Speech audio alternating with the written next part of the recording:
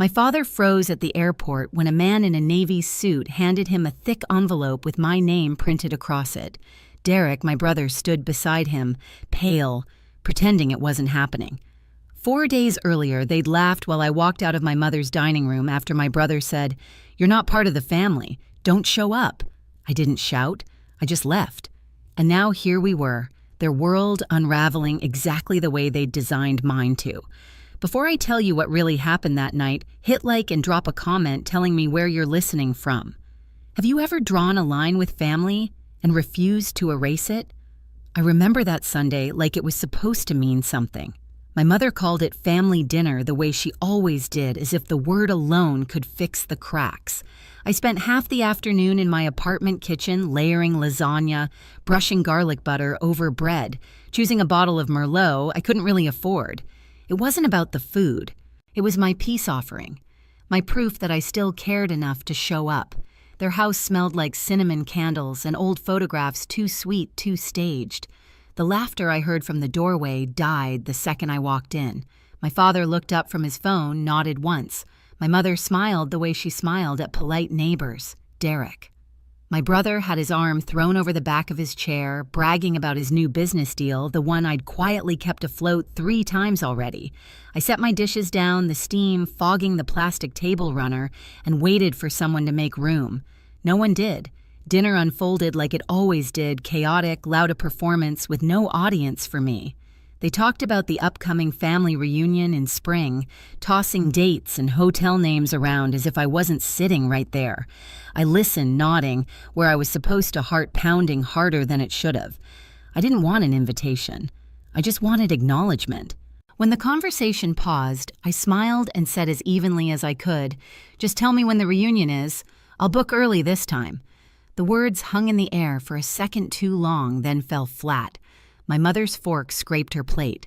Derek didn't look up. My father cleared his throat and asked if anyone wanted more bread. I should have been used to it by then, the way they erased me in plain sight, but something about that moment made the air feel thinner, sharper. Maybe it was the effort behind my calm voice or the way my mother refused to meet my eyes. Maybe I was finally old enough to recognize cruelty when it wore manners. I poured myself a small glass of wine and sat back watching the scene play out like I wasn't in it. The golden child and his audience. The mother keeping peace through silence. The father measuring control in tone. I told myself to breathe, to not ruin another Sunday, but a part of me already knew peace that depends on silence isn't peace. It's training for surrender. That was the last Sunday I tried to earn my place at their table. The pause after my question felt endless, and then Derek finally looked up. He leaned back in his chair, that smug half grin he always used when he wanted to land a punch without moving his hands. "You're not part of the family," he said loud enough for everyone to hear. "Don't show up." No one gasped. No one told him to stop. The room didn't explode, it caved in. My mother pressed her napkin to her lips, trying not to smile. My father slapped the table once, laughing like it was the funniest thing he'd heard all week. The noise filled the room, sharp and tinny, bouncing off the walls. The table erupted in laughter. I remember thinking how strange it was that a sound could hurt more than words. I stared at the lasagna I'd made, steam still rising, the cheese bubbling like it belonged to someone else. I could feel heat crawl up my neck, not from anger, but from the shame of realizing how easily they'd rehearsed this scene without me knowing. I didn't say a word. I set down my glass, folded my napkin, and pushed the chair back slowly enough to make them uncomfortable. Derek smirked. "Oh, come on, Jenny, can't you take a joke?" I met his eyes for the first time that night. "You meant it?" I said softly. He didn't deny it. None of them did. I grabbed my coat from the back of the chair. My mother's voice trailed after me, thin, polite, useless. "Jenny, stay. It's just dinner." "No," I said, sliding my arms into my sleeves. "It's a message." I got it. The air outside was freezing, the kind that stings your eyes. Behind me, the laughter started again, muffled through the door as if they couldn't bear even a minute of quiet. I stood on the porch for a long second, breathing in cold air until my chest stopped shaking. Then I walked to my car, lasagna untouched, still steaming in my hands. There's a kind of silence that doesn't beg for explanation. It announces its own ending. I didn't slam the door or cry on the way home. I just drove through the dark suburbs, headlights slicing through fog, thinking one clear thought that repeated like a heartbeat. This is the last time I try to belong somewhere that laughs when I bleed. The next morning, I woke to sunlight cutting through my blinds, the kind that makes dust look like snow. My phone lay face down on the counter. No calls, no messages, no apology. The silence was louder than anything they could have said. I made coffee, sat by the window, and tried to convince myself that peace felt like this empty, but calm. But peace isn't quiet when it's built on avoidance. It's just waiting for the next wound. By the second day, the calm turned brittle. I checked my phone once, then twice. Nothing. They hadn't even noticed I was gone. Or maybe they had, and that was the point. On the third night, I left my phone in another room and told myself I was done caring. On the fourth day, my phone finally buzzed. I stared at the screen for a long second before opening the message. Derek, hey. Weird question, did your bank block the transfer? The loan payment didn't go through. No greeting, no sorry, no mention of the dinner, just business straight to the wallet. I read it twice. My thumb hovered over the keyboard, then typed 4 words that felt like they'd been waiting years to exist. Me, not family, not funded. Then I blocked his number. I thought my hands would shake, but they didn't. Instead, a strange calm spread through me, the kind that comes right before a storm, except this time, the storm wasn't mine to weather. An hour later, another text appeared, this time from my father. I didn't open it. I just flipped the phone over and let it buzz against the table until it stopped. The only sound left was the low hum of the refrigerator, steady and uncaring. That night, I sat on the floor surrounded by old bank statements, receipts, transfer records. Years of emergencies that always had Derek's name attached. The amounts blurred together, 200 here, 500 there, 1,000, when his business almost failed. My stomach turned. The pattern was clear. My generosity had become their safety net and their weapon. I pulled a yellow highlighter across each transaction, watching the paper glow under the lamp.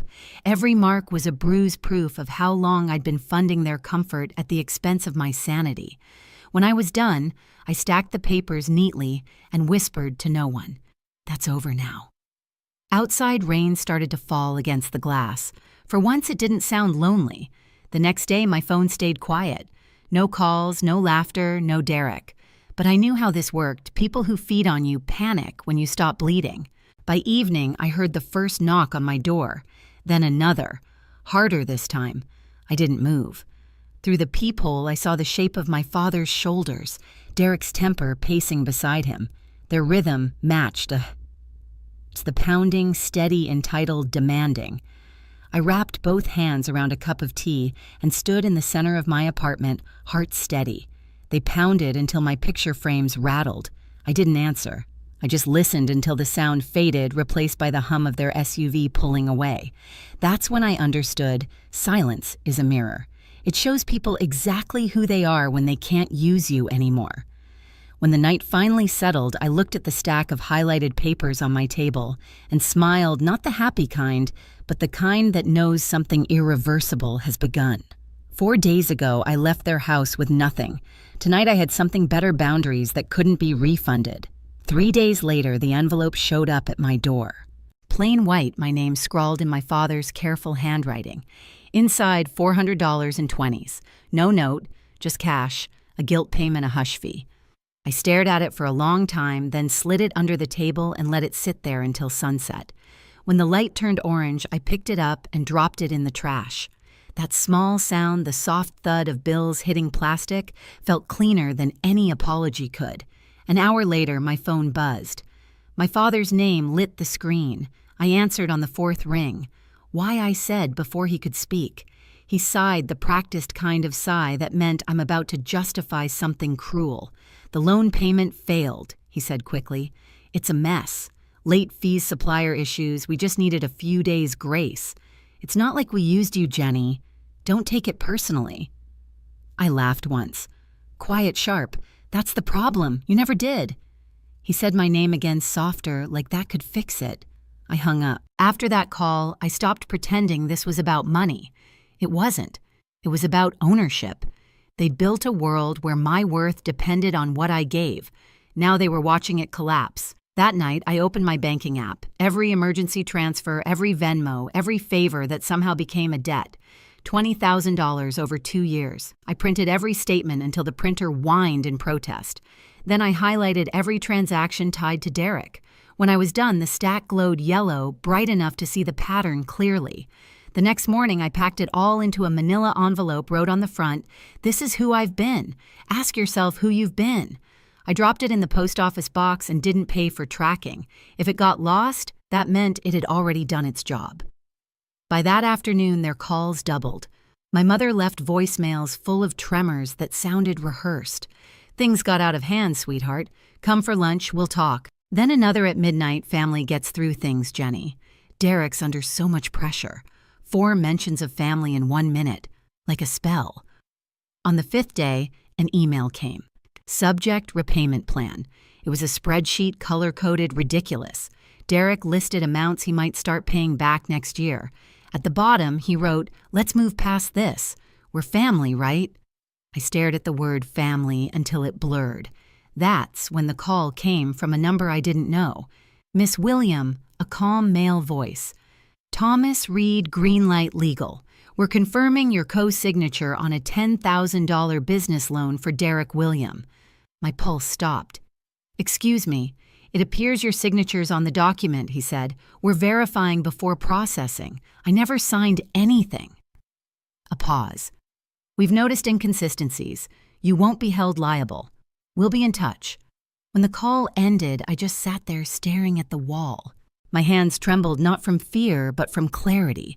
They hadn't just taken my money, they'd taken my name. I called a lawyer I knew from work, Ms. Parson. Her voice was steady sharp. "This isn't misunderstanding," she said. "It's identity fraud. Stay calm. Document everything. We'll handle it quietly." That word quietly made sense. People like them thrived on chaos. Silence was how you beat them. So I documented everything. Every voicemail, every forged bill, every payment I'd made in good faith. I labeled the folder paper cuts, small wounds that finally bled the truth. The next morning, my lawyer sent the cease and desist letter to Derek's business address. 2 hours later, I got an email from him. "You think you're better than us now? You'll regret this." I didn't reply. Instead, I drove to Grandma's cottage, the only place that ever felt safe. She opened the door before I knocked. "Took you long enough," she said. Her voice didn't need to ask what happened. When I told her everything, the dinner, the forgery, the threats, she didn't flinch. "They'll always take you for granted if you stay on the ground," she said, pouring tea. "Stand up and they'll call you tall like it's an insult." Outside, rain started again. "What should I do?" I asked. She looked at me, eyes steady. "You already did it."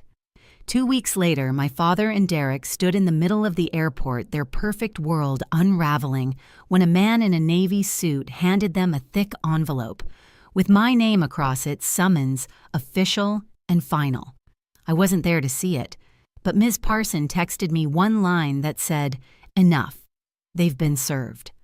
I stared at the message, feeling nothing like victory, nothing like guilt. Just the quiet relief of someone who finally turned the lights on in a dark room. For the first time, I didn't owe anyone a single thing. When the dust finally settled, the silence didn't feel heavy anymore, it felt earned. The legal mess untangled exactly the way it should have. Derek's fake loan was voided, his business accounts frozen. My father tried to argue, but every lie left a trail of paper with his signature on it. Ms. Parson handled it all with surgical calm. She didn't gloat, and neither did I. Justice doesn't need applause, it just needs to work. I didn't check on them after that. I didn't have to. News traveled through whispers Derek's business collapsed. My father's credit ruined my mother, avoiding neighbors who finally stopped believing her misunderstood family stories. One night, my mother called. I almost didn't pick up, but something in me, the part that still remembered her hands braiding my hair, made me answer. Her voice was softer this time, stripped of performance. "I'm sorry, Jenny," she said, voice breaking, "for all of it, for not protecting you, for letting them use you." I didn't cry. I just listened. When she asked if I'd come to the reunion, I said, "No, Mom. I can forgive you from here." She didn't argue, just whispered, "I love you," and hung up. That night, I sat on my balcony wrapped in a blanket that smelled like rain. The city lights flickered below, steady and uncaring. I looked at the envelope of receipts on my table, the proof of everything, and slipped it into a drawer. Some truths don't need to be revisited. They just need to exist. I made tea, turned off my phone, and breathed. For the first time in years, peace didn't feel like something I had to buy. It felt like something I'd built with silence boundaries and the courage to stop bleeding for people who never noticed the wound. I used to think peace meant everyone getting along. Now I know it means walking away and still wishing them well. My family's reunion went on without me, their table perfectly set, except for one empty chair in the middle. That space said everything I never had to. If you've ever had to choose yourself over people who kept taking, I hope this reminds you, silence isn't weakness, it's recovery. Thank you for listening to my story. Tell me where you're watching from and if you've ever had to draw a line with family. Your stories keep this space honest. And don't forget to hit subscribe. There's more truth where this came from.